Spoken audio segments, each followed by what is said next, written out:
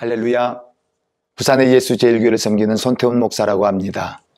저는 요즘 한국교회에 아주 매력적으로 다가가고 있는 IM 선교회와 마이클 조 선교사에 대한 가슴 아픈 이야기를 나누려고 합니다.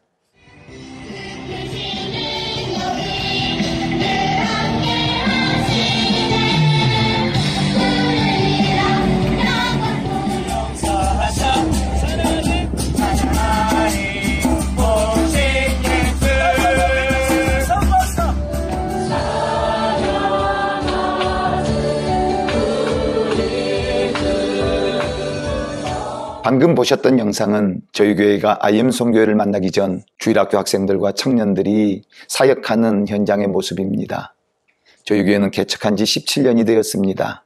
비록 지하실의 작은 교회를 시작하였지만 주일학생들을 모아 자식 돌보듯 열심히 양육하였습니다. 부족했지만 이 아이들은 하나님의 은혜로 뜨거운 영성과 열정을 가진 그리스도의 군사들로 성장하여 주었기에 저는 작은 교회였지만 큰 교회 부럽지 않는 주님을 기쁘시게 하는 그런 사역들을 감당할 수가 있었습니다. IM 선교회는 선교회와 다르게 모달리티와 소달리티라는 교회와 선교회의 관계를 설명하면서 다음 세대와 지옥교회를 살리겠다라는 그런 말로 힘들어하던 우리 교회를 깨워주었습니다. 특별히 저희 청년들에게 IM 선교회의 모든 청년들을 맡겨줄 테니 마음껏 사역해보라는 마이클 선교사의 약속은 성도들의 열정을 불태우고도 남았습니다.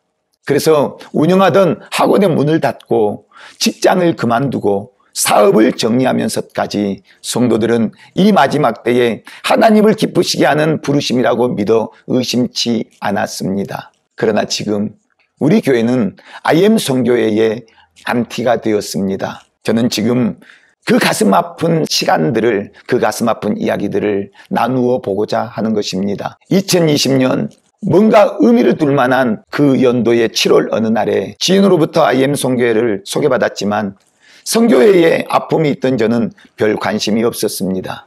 그런데 주의 종들이라면 누구나 없이 설레는 이야기, 다음 세대와 지역교회를 살린다라는 두 구절은 충분히 저의 마음을 사로잡았고 저를 움직였습니다. 그렇게 IM 선교회와 인연이 시작된 저희 교회는 어떤 교회보다 열심히 하는 교회, 어떤 교회보다 더 충성하는 교회로 사람들에게 인식되면서 그렇게 우리 교회는 IM에 올인하는 교회가 되었던 것입니다.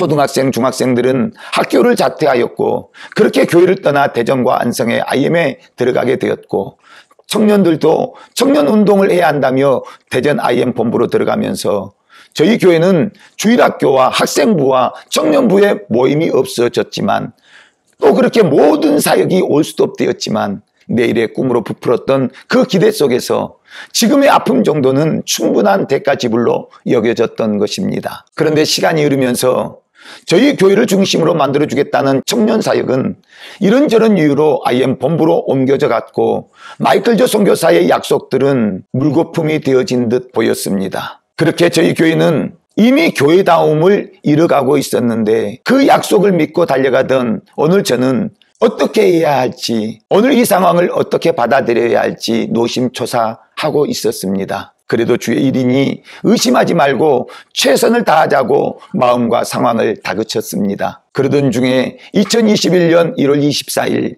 온 나라를 떠들썩하게 만들었던 IM 선교회의 코로나 사태가 터졌습니다. 그때 IM 선교회는 숨기기에 급급했고 쉬쉬하려고 했으나 뚝방 터지듯 코로나가 퍼져서 그런 엄청난 사태를 초래하고 만 것입니다. 여기에 하고 싶은 말이 많지만 분명히 다음에 말할 기회가 있을 것이라 생각합니다.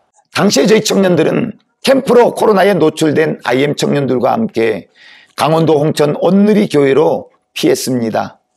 저와 저희 사모는 그 청년들의 식사를 섬기기 위해 뻔히 코로나인 줄 알았지만 그 자리를 외면할 수 없었습니다. 이때 저와 저희 사모는 코로나에 감염되었고 생사의 고비를 넘기며 그렇게 병원 측에서 생명을 장담할 수 없다는 그 지경에 이르렀지만 하나님의 은혜로 다시 소생할 수 있었고 저희 교회 전체도 코로나에 감염되면서 정부의 감시 속에 힘겨운 나날들을 보내고 있었습니다. 그럼에도 저희 청년들은 여전히 선교회에 머물면서 선교회의 사역이기보다 하나님께서 부르신 영혼들을 섬기는 그 사명감으로 충성했고 충성한다라고 했습니다. 그때 저희 교회는 마이클 선교사의 약속을 믿고 IM에 올인하면서 성도들의 경제활동이 전무했습니다. 그러다 보니 당연히 교회는 심각한 재정난으로 빠져들었습니다. 참 어려운 시기였습니다.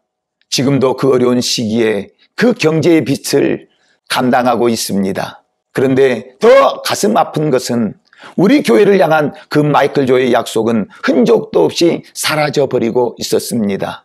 그 와중에 저희 청년 하나가 선교회에 남고 싶다는 말로 저에게 상담을 요구했습니다. 가슴 아팠습니다. 또 그럴 수 있다라고 생각했습니다만 문제는 선교회 측의 대응이 더 가슴을 아프게 했습니다. 20살이 넘는 청년이 자기 거취 결정을 하는데 누가 이래라 저래라 참견하겠느냐라는 거였죠. 목회자가 볼 때 아직 어린아이 수준의 청년을 근본을 무시한 채 자기들의 욕심을 채우려고 빼앗아가는 매우 치졸한 행위로 보여졌습니다. 그런데 알고 보니 이런 일들이 저희 교회가 선교회에 몸담기 전부터서 빈번했다라는 것입니다. 그래서 저는 본부에 요구했습니다. 제도적 장치를 세우고 철저한 원칙을 세워서 청년들이나 성도들이 지역교회를 등지고 선교회 중심의 신앙생활이 되지 않도록 하자는 것이었습니다. 결과적으로 IM 선교회는 생사를 함께했던 동지를 그 쓴소리 몇 마디에 적으로 돌려세우는 어처구니 없는 상황이 벌어졌습니다. 그래서 IM 선교 전체 카톡방에 저는 이런 글을 올리며 실상을 말했습니다. 그랬더니 위기를 느낀 마이클 선교사와 워싱턴 스쿨 학교장이란 사람이 저희 교회로 찾아와 화해하자며 오늘 그렇게 다가왔는데 저는 마이클 선교사에게 두 가지 조건을 내걸었습니다. 하나는 무조건 저희 교회 청년을 교회로 돌려보내달라. 그리고 분명 제도적 장치를 실행하여 정말 지역교회와 선교회의 갈등이 없도록 해달라고 오늘 그렇게 말한 뒤에 화해하면서 은혜롭게 마무리를 지었습니다. 그런데 그렇게 돌아간 이후에 IM 선교회는 청년이 돌아가지 않겠다라는 이유를 대며 미그적거리면서 또 카톡방을 오픈 채팅방으로 전환하며 모든 분란의 책임을 저에게 떠넘기고 있었습니다. 그래서 저는 이 사건을 총회에 제기하게 되었고 급기야 마이클 선교사는 저희 교회에 행한 일들로 인하여 자기가 속한 노예 노회장님과 제가 속한 노예에 와서 사과하는 지경이 되었고 더불어 저희 교회에 와서 두 번째 사과하는 일이 벌어져 저와 저희 교회는 마이클 선교사를 깨끗하게 받아주었습니다. 그런데 여기에서 끝났더라면 얼마나 좋았을까요? 정말 여기에서 끝났더라면 얼마나 좋았을까요? 저는 최근에 마이클 선교사가 여기저기 교회에 강연하러 다니는 그 강연 영상을 보게 되었습니다. 그리고 그 영상 속에 마이클 선교사의 발언에 충격을 받았습니다.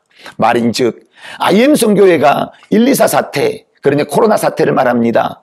그 코로나 사태를 겪고 그 회복의 과정에서 여러 악조건들이 있었는데 그러니까 수많은 방해 세력들이 있었다는 거지요. 그중 자기가 속한 총회와 선교회 내부에서 분탕질하는 사람들이 있었다는 것입니다. 총회와 내부에서 분탕질하는 사람들, 그들이 누굴까 하는 것은 선교회에 속한 사람들은 초등학생들도 유추할 수 있는 너무나 쉬운 이야기입니다.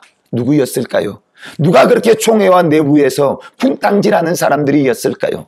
앞으로는 화해하는 척, 용서를 구하는 척하면서 뒤에서는 바리새인들만 또 못한 짓으로 그렇게 무너뜨린 교회와 목회자들을 짓밟고 또 짓밟는 도저히 용서할 수 없는 무서운 행위였습니다.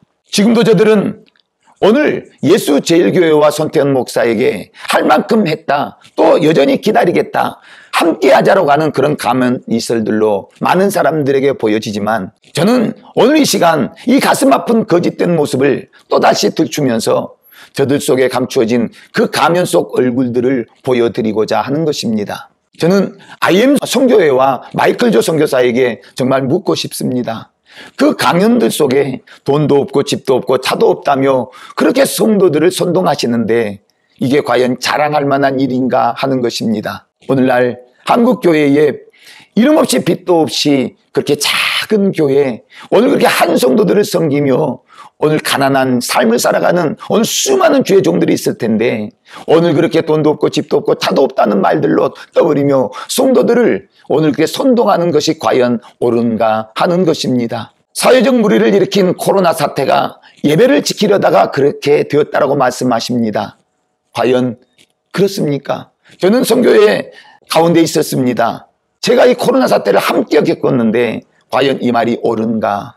예배를 짜집기 하고 주일도 지킬 줄 모르는 사람들이 오늘 그렇게 예배에 대하여 함부로 했던 사람들이 예배 때문에 그랬다. 예배 때문에 그랬다. 도무지 인정할 수 없는 말입니다.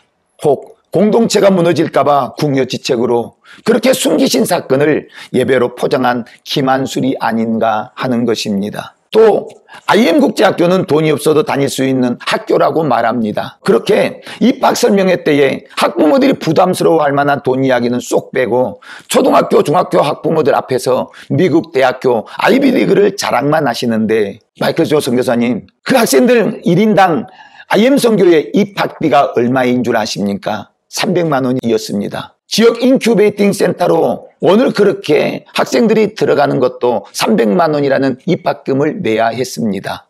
또 매월 100만 원에 달하는 교육비가 IM선교회에 지불되어야 했습니다. 오늘 그런 돈들이 들어가는데 과연 아무나 다닐 수 있는 그런 학교인지 저는 정말 묻지 않을 수 없습니다. 지역 작은 교회를 살린다라고 합니다. 얼마나 가슴 설레는 말입니까? 그런데 지역 작은 교회 몇 안 되는 학생들을 논산이나 지역 인큐베이팅 센터로 데려가고 나면 지역 작은 교회 주일학교, 학생부, 청년부 이런저런 모임들이 없어지는데 오늘 그 실태를 알고나 계시는 것입니까?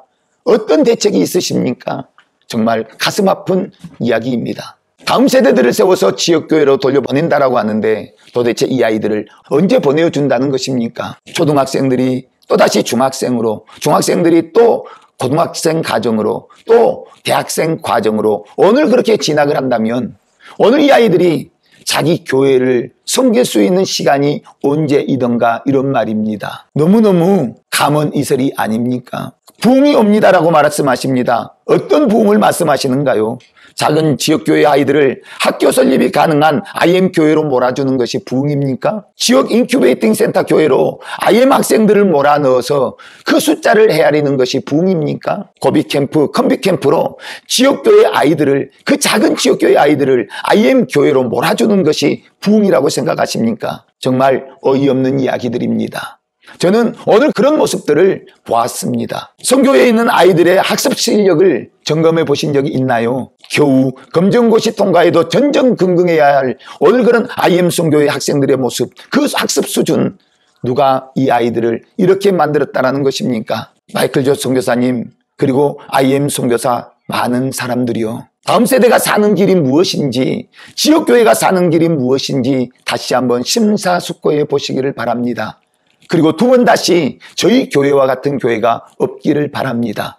그리고 그 입술의 말 한마디에 정말 신중에 신중을 가하시기를 바랍니다. 수많은 그 약속들을 어그러뜨렸고 그 약속들의 신뢰를 무너뜨린 IM 선교회, 오늘 그 피해를 고스란히 당해야 했던 우리 예수 제일교회, 그리고 무너져버린 사역의 현장, 다시 한번 말씀드립니다. 자기 말에 책임질 줄 아는 인격과 잘못된 만남으로 아파하는 교회와 학생들과 학부모들로 그 심정으로 뒤돌아보면서 그들의 아픔을 어루만져 줄 수 있는 그런 선교회가 되어지기를 바랍니다. 다시는 이런 일로 잘못된 만남이 없기를 바라고, 정말 이 이야기가 정말 여러분들의 중심에 새겨져서 한국교회가 다시 한번 일어나는 일에 공헌하는 그런 선교단체가 되어지기를 축복합니다.